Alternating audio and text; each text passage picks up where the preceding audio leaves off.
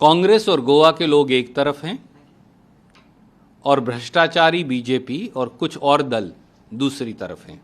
गोवा के लोग मन बना चुके हैं। वो इस बार कांग्रेस को इतनी सीट देंगे कि कोई उनकी वोट को चोरी ना कर सके। जो चोरी जनता की वोट की पिछली बार भारतीय जनता पार्टी ने की थी, अब वो काठ की हांडी दोबारा नहीं चढ़ेगी। जिस तरह से 2017 का अनुभव है, 17 सीट्स आने के बाद भी कांग्रेस सरकार नहीं बना पाई थी और बीजेपी 13 सीट्स में ही सरकार बना सकी थी, किस तरह देखते हैं इस अनुभव को? मैं आपके सब दर्शकों को एक बात कहूँगा, क्या इस देश में प्रजातंत्र है, उनकी वोट की कीमत है या उनकी वोट की बोली लगेगी, बेच दी जाएगी? नरेंद्र मोदी जी हों या प्रमोद सावंत हों, आपकी वोट बेचना चाहते हैं। वो कहते हैं कि हम आपकी जो कल्याण का पैसा है, जो रिश्वत से कमाया गया है, उससे आपकी वोट खरीद लेंगे। ये संभव नहीं। पहला, गोवा के लोग हमें 2/3 से अधिक बहुमत देंगे, ये हमें विश्वास है। दूसरा, हमने इस एक नई राजनीति का पदार्पण और शुरुआत करने का संकल्प लिया है। कल राहुल गांधी जी आएंगे, एक एक उम्मीदवार सामने खड़ा होगा और हम राजनीति में शुचिता, राजनीति में आइडियोलॉजी, विचार, राजनीति में तटस्थता, राजनीति में जो जिसको वोट दे वो उसके साथ खड़ा रहे, इसकी शुरुआत करना चाहते हैं। एक नया बदलाव भी करना चाहते हैं। बीजेपी कह रही है कि भ्रष्टाचार से वोट खरीदो, हम कह रहे हैं कि जिसको जो वोट दे वो ही जनता का नुमाइंदगी करे। ये राजनीति में बदलाव का एक नया सूचक है। गोवा के मुख्यमंत्री प्रमोद सावंत, इन्हें आपने छोटा मोदी करके संबोधित किया है, कैसे? देखिए, प्रमोद सावंत जो हैं, उनकी पूरी सरकार सर के बाल से पांव के नाखून तक भ्रष्टाचार में डूबी हुई है। आप उधेड़ते जाइए। पिछले 5 साल में केवल गोवा की बहुमूल्य संस्कृति को रिश्वत के लिए लूटा गया। खुद मुख्यमंत्री के ऊपर बड़े गंभीर आरोप हैं, पर भूल जाइए कांग्रेस क्या कहती है। सत्यपाल मलिक जी भारतीय जनता पार्टी के गवर्नर हैं। उन्होंने क्या कहा कि किस प्रकार से कोरोना काल के अंदर प्रमोद सावंत की सरकार ने गोवा के खजाने को लूट लिया। जस्टिस प्रफुल्ला मिश्रा जी गोवा के लोकपाल हैं। उन्होंने बताया, अपना चार्ज डिमिट करते हुए, कि 20 रिपोर्ट उन्होंने दी, प्रमोद सावंत ने सब दबा दी, कूड़ेदान में डाल दी, कार्रवाई नहीं की। और चाहे वो पेंजिम की स्मार्ट सिटी स्कैम हो, चाहे वो टैक्सी मीटर स्कैम हो, चाहे वो मुख्यमंत्री के द्वारा खुद महाराष्ट्र से लेकर गोवा तक ज़मीनें खरीदने की बात हो, चाहे वो हमारे जो छोटे छोटे मछुआरे हैं, जिस प्रकार से मछली के अंदर एक विशेष किस्म का प्रेजर्वेटिव पाया गया, वो स्कैम हो, पूरा का पूरा गोवा 5 वर्षों से केवल भ्रष्टाचार देख रहा है।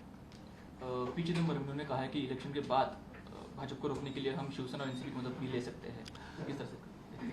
कांग्रेस पार्टी ने ये आज नहीं कहा, और आज फिर मैं आपके माध्यम से कहता हूं, हर राजनीतिक दल को ये सोचना चाहिए कि वो गोवा के साथ खड़े हैं, देश के साथ खड़े हैं, या राजनीतिक स्वार्थ के साथ खड़े हैं। गोवा में एक बेहतरीन बदलाव कांग्रेस कर सकती है, वो नहीं जो जाने अनजाने में भारतीय जनता पार्टी की मदद कर 1-2 सीटें लाकर कहीं ना कहीं कांग्रेस की लड़ाई को कमजोर कर रहे हैं। इसलिए अभी देर नहीं हुई, मेरा उनसे हाथ जोड़कर अनुरोध है आपके माध्यम से कि आज भी जानिए और इस लड़ाई में कांग्रेस के साथ खड़े हो जाइए।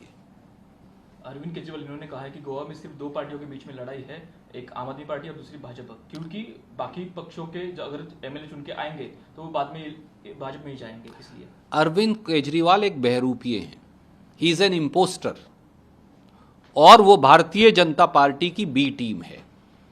नहीं तो जितने घोटाले दिल्ली में हुए हैं, अगर नरेंद्र मोदी जी चाहते तो उनकी कानूनी जांच करवा सकते थे, पर ऐसा हुआ नहीं।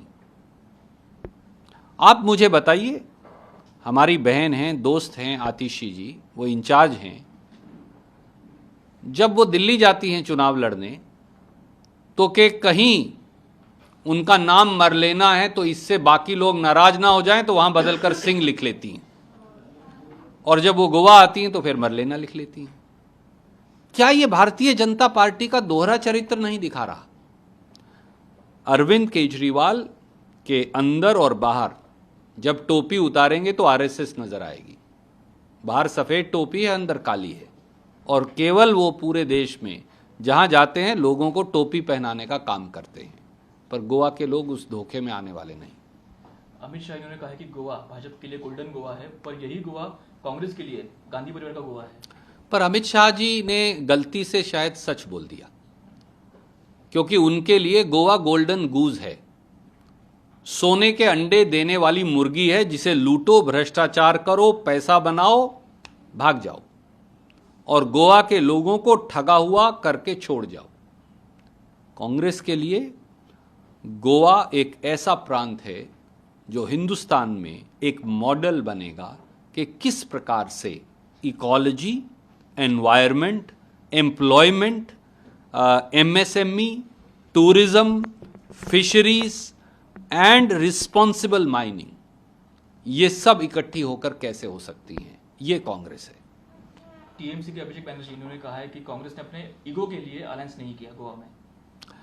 मैं इस पर कोई टिप्पणी नहीं करूंगा, पर मैं उन्हें भी अनुरोध करूंगा कि अंतर्मंथन करिए, और अगर आपको अंतर्मंथन करके लगे, जैसा उनको लग भी रहा है, मुझे लगता है कि कांग्रेस ही गोवा को बेहतरीन प्रांत बनाकर आगे बढ़ा सकती है, तो एक बेबाक निर्णय कर डालिए कि सब लोग, उनके सब उम्मीदवार कांग्रेस के उम्मीदवारों का समर्थन करते हैं। आखिरी मुद्दा, गोवा के लोगों को क्या अपील करेंगे?